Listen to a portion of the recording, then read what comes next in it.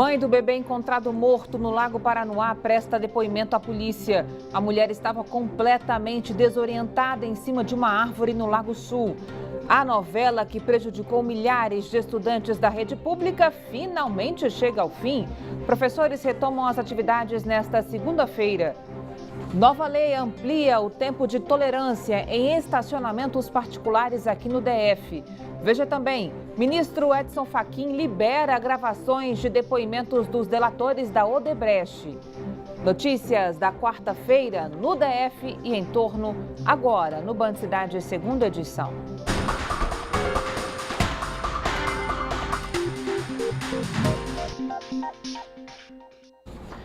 Olá, boa noite para você, seja muito bem-vindo.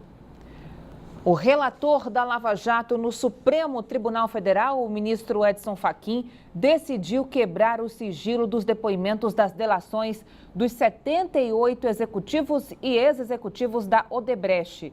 As gravações já foram liberadas. O ministro Fachin determinou que mais de 70 políticos e autoridades sejam investigados pelo Ministério Público. A maioria dessas pessoas faz parte do governo do presidente Temer. Mesmo depois da divulgação da lista, o presidente disse hoje que o Brasil não pode parar. A Juliana Cury tem mais informações para a gente ao vivo. Juliana, boa noite para você. Boa noite, Carol. Boa noite a todos. É isso mesmo. Um dia depois da divulgação aí dessa lista dos investigados, né, que atingiu em cheio o coração do governo, o presidente Michel Temer, em eventos oficiais hoje no Palácio do Planalto, evitou falar da abertura de inquéritos, mas passou um recado. Disse que o governo não pode parar, que o Congresso tem que dar sequência às atividades e que a palavra final sobre tudo isso será dada pelo Poder Judiciário. Lembrando, Carol, que o ministro Edson Fachin autorizou, mandou abrir o inquérito contra 8 ministros de Estado. Eliseu Padilha, da Casa Civil, Moreira Franco, de Secretaria-Geral da Presidência, Helder Barbalho, da Integração Nacional, Aloísio Nunes, das Relações Exteriores, Bruno Araújo, das Cidades, Gilberto Kassab, da Ciência e Tecnologia, Blairo Maggi, da Agricultura e Marcos Pereira, da Indústria e Comércio Exterior. O ministro Roberto Freire, da Cultura, que ontem nós chegamos a anunciar que fazia parte da lista, foi retirado.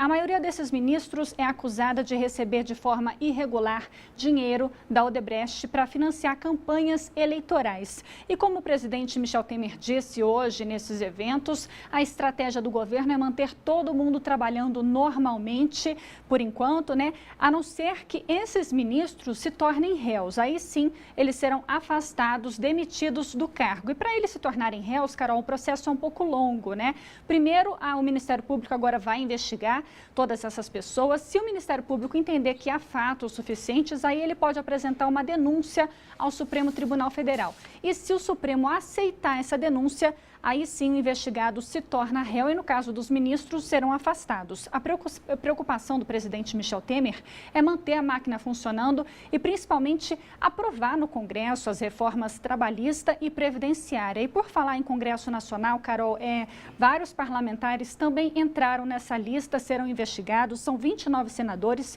e 42 deputados federais, inclusive os presidentes das duas casas. Bem, Carol, e como você disse, o ministro Edson Fachin liberou aí as gravações dessas delações dos executivos da Odebrecht. Nós já temos esse material, nós já estamos com esses vídeos e parte desses vídeos vocês conferem daqui a pouco no Jornal da Band. E agora vocês ficam com um comentário de Cláudio Humberto. Olha, mal vazou a lista dos delatados da Odebrecht na Lava Jato e analistas políticos de meia pataca passaram a atribuir a safadeza a Brasília, como se tivéssemos aqui uma usina produtora de lama, por exemplo. Esquecem que é mínima a contribuição de Brasília para essa sujeira nacional. É claro que temos aqui vigaristas na classe política e alguns deles estão inclusive na lista do Fachin. Mas os que vêm de São Paulo, do Rio de Janeiro e até de estados menores são em número muito maior do que os de Brasília. Ignorantes, esses analistas nem sequer desconfiam que há uma Brasília entre a Praça dos Três Poderes e a Esplanada dos Ministérios, que nada tem a ver com a Brasília que existe da rodoviária para cá. Quase todos os 3 milhões de homens e mulheres brasileiros tão indignados quanto quaisquer outros. Gente que rala muito todos os dias, bem ao contrário da maioria dos pilantras que nos mandam a cada eleição de todas as regiões do país. O tempo de tolerância para sair de estacionamentos particulares vai dobrar. Os motoristas terão meia hora para retirar o carro e não mais 15 minutos. Ontem, os distritais derrubaram o veto do governador Hollenberg, que impedia a proposta. O repórter Rodrigo Nunes tem mais informações ao vivo. Rodrigo, boa noite para você. Quando que essa lei começa a valer, hein? Boa noite, Carol. Boa noite a todos que acompanham o Band Cidade. A medida só começa a valer quando for publicada no Diário Oficial. Então, ainda não há um prazo aí para isso ocorrer. Mas a expectativa é que ocorra aí num breve espaço de tempo. Lembrando que a medida, ela veio para beneficiar pessoas aí com dificuldade de locomoção, como, por exemplo, idosos, gestantes, pessoas com deficiência e também pais com crianças de colo. Muitas vezes, essas pessoas precisam voltar mais de uma vez no guichê para pagar o estacionamento, porque não conseguem sair aí do estabelecimento durante esses 15 minutos aí de tolerância. Lembrando que esse novo tempo aí de 30 minutos, ele só vale para quando for o horário da saída. Assim que a pessoa pagou o ticket, começa a contar esses 30 minutos. O tempo de tolerância, quando a pessoa entra no estacionamento, aqueles 15 minutos, continua valendo. Ali nada mudou. Então a pessoa que quiser entrar, ela tem 15 minutos para, por exemplo, desembarcar alguém ou então entrar e fazer uma compra rápida e sair aí dentro desses 15 minutos sem pagar o estacionamento. Voltamos aos estúdios do Band Cidade. Com você, Carol. Tá bom, Rodrigo. Obrigada. A greve dos professores finalmente chegou ao fim. A queda de braço entre a categoria e o GDF durou quase um mês. E após várias negociações com o Buriti e a Justiça determinar multa de R$400 mil por dia, os professores decidiram, em uma assembleia realizada hoje, voltar às aulas a partir desta segunda-feira. Foram 29 dias de paralisação. O movimento prejudicou cerca de 450 mil alunos e fechou mais de 60 escolas do Distrito Federal. As negociações pareciam não ter fim. Foram mais de 10 reuniões entre o Sindicato dos Professores e o GDF.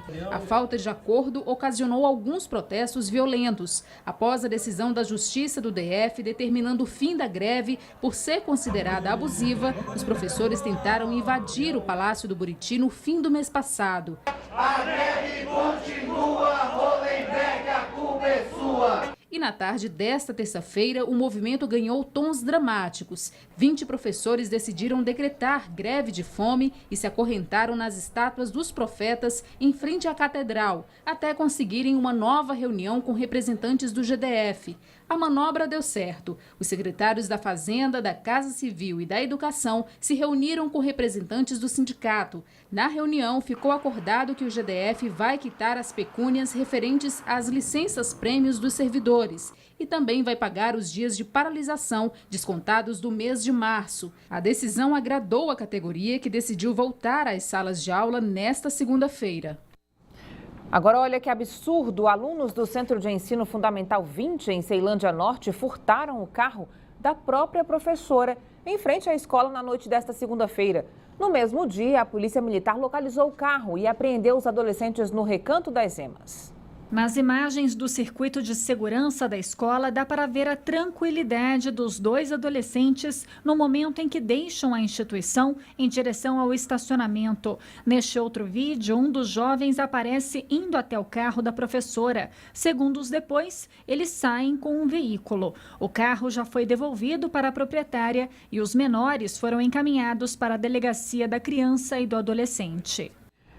Dinheiro público jogado no ralo. O Mané Garrincha já causou prejuízo de mais de 6 milhões de reais. A construção do estádio foi uma das mais caras da Copa do Mundo de 2014. Custou quase 2 bilhões. E até agora, o GDF não teve retorno desse investimento.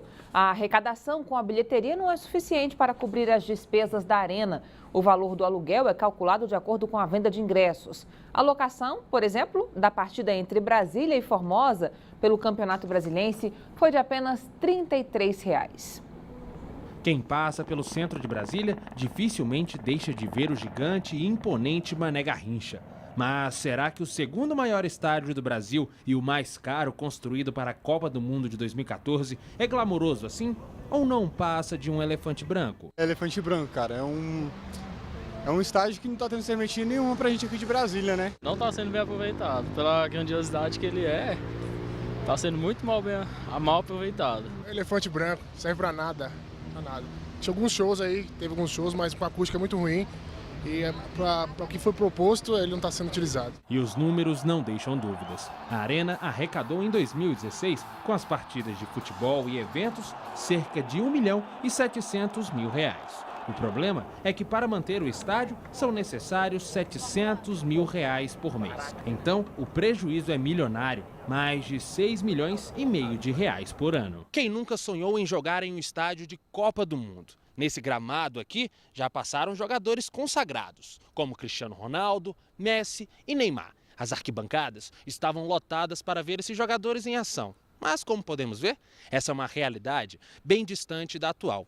Isso porque no Campeonato Brasiliense deste ano, o maior público em uma partida teve somente 930 ingressos vendidos. E acredite só, teve time que para jogar aqui pagou apenas R$33 de aluguel. Realmente o déficit, a receita que a gente consegue oferir com realização de eventos e jogos, ele não suplanta esse déficit do estádio. Neste ano, o estádio recebeu 2 jogos de times de fora do DF.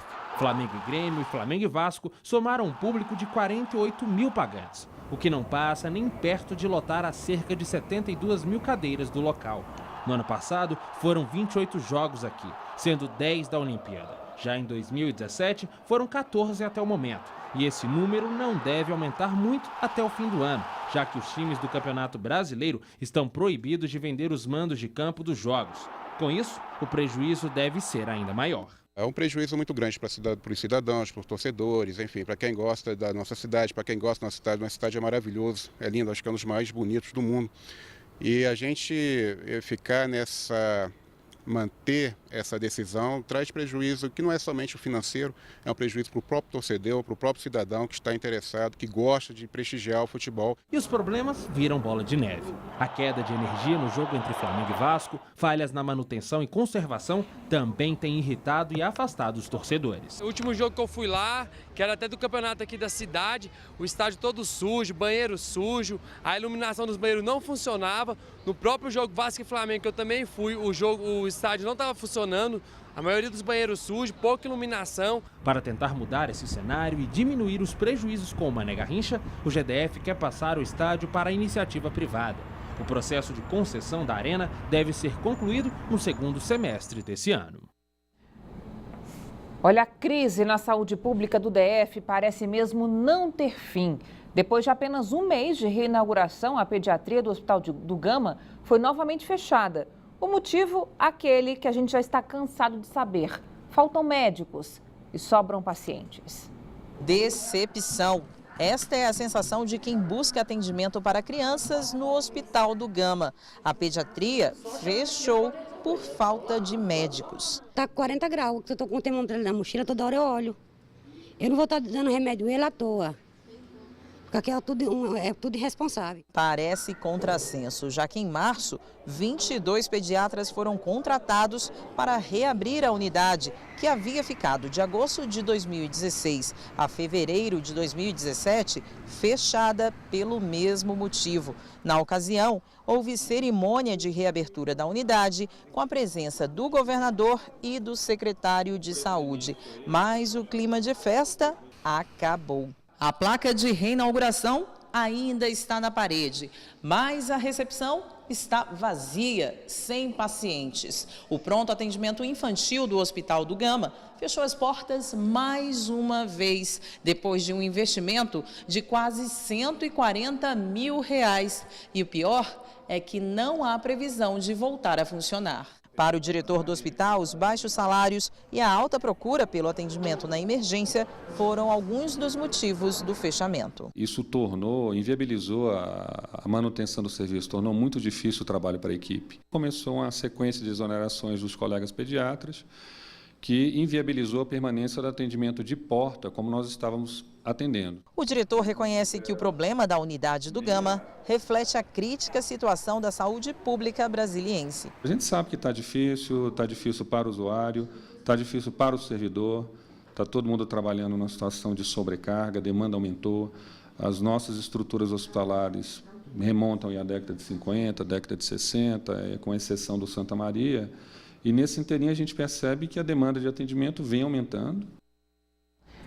Véspera de feriado prolongado é sinônimo de movimentação intensa na rodoviária e também no aeroporto JK.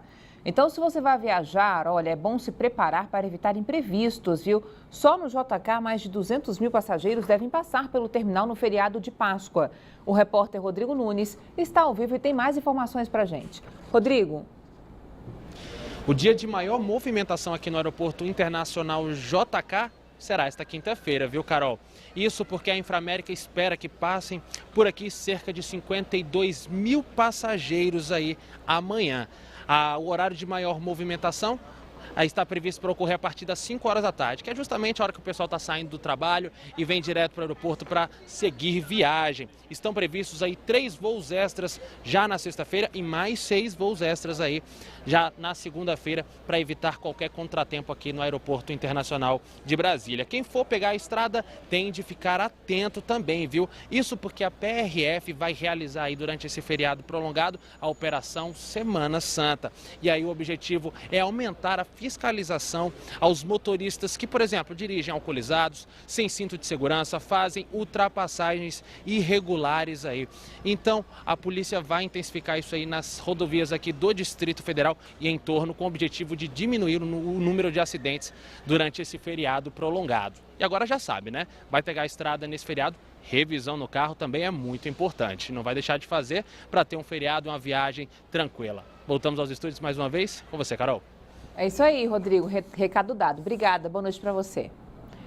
E quem vai celebrar a Semana Santa aqui no DF deve ficar atento ao horário especial do metrô e do ônibus. Na Sexta-feira Santa, os trens circulam em horário reduzido de 7 da manhã até as 7 da noite.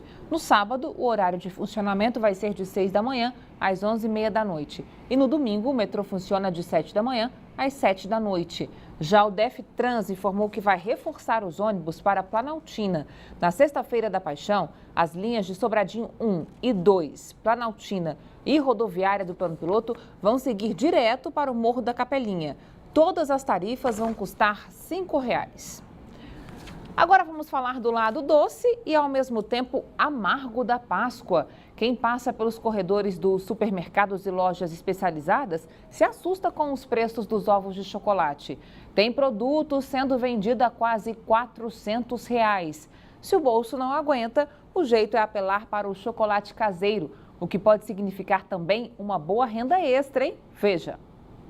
A Páscoa já está bem aí e muitos veem nessa data a oportunidade de ganhar dinheiro. Uma dessas pessoas é a Vanessa. A microempreendedora decidiu investir em lembrancinhas individuais e personalizadas, como o kit mini confeiteiro.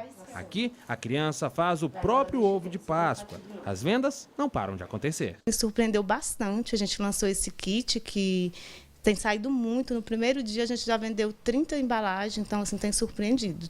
Os clientes têm gostado bastante. O objetivo da Vanessa não é só vender doces para as famílias nessa Páscoa. O objetivo é estimular a criatividade dos pais e dos filhos. Um dos métodos é a caça aos ovos. Vanessa, como é que funciona essa brincadeira? Todo mundo tem que participar, não é? Então, essa caça aos ovos é uma brincadeira bem diferente para estimular a criatividade da criança. Os pais vão esconder os ovos e as crianças vão procurar, como se fosse um caça ao tesouro. Os pais elaboram as dicas, no caso, até 10 dicas, que são aqui, por exemplo, procure onde as meninas dormem. Lá vocês encontrarão a segunda dica. Esse caça aos ovos são para 3 irmãos, Arthur, Laura e Manu. Então, eles vão procurar junto e os pais vão sinalizar onde vai estar os ovos. Iniciativas como essa da Vanessa podem contribuir para o aumento das vendas na Páscoa. Apesar das alternativas, o carro-chefe nesse período continuam sendo os ovos. A expectativa é de um aumento nas vendas de 4% em comparação ao ano passado. Esse aumento de 4% que é menos do que uma inflação. A inflação ano passado, para esse ano, ela está girando em torno disso aí, 5, 6, 7, quer dizer, ela está menor ainda. De acordo com o Sindivarejista, até agora já foram vendidos mais de 1 milhão de ovos de Páscoa. E os lojistas esperam vender mais de 400 mil até domingo. A gente já teve, nesse período agora, uma boa contratação para as lojas que vendem ovos de Páscoa. O movimento já começou, 90% dessas vendas hoje são vendas de cartão de crédito, e isso é que impulsiona realmente a economia. Aqui no DF, os preços dos ovos variam de R$ 5 a R$ 389. Mas uma pesquisa do Serviço de Proteção ao Crédito, o SPC, os consumidores devem gastar menos esse ano. Meu pai está comprando adiantado para mim, um domingo eu vou ganhar outro. Mas muita gente ainda tem aquele velho hábito de deixar tudo para a última hora. Última hora. Sempre, toda vez? Toda vez. É do brasileiro, né? Veja a seguir, mãe do bebê encontrado morto no Lago Paranoá presta depoimento à polícia. A mulher foi localizada no quintal de uma obra no Lago Sul. Depois do intervalo, até já.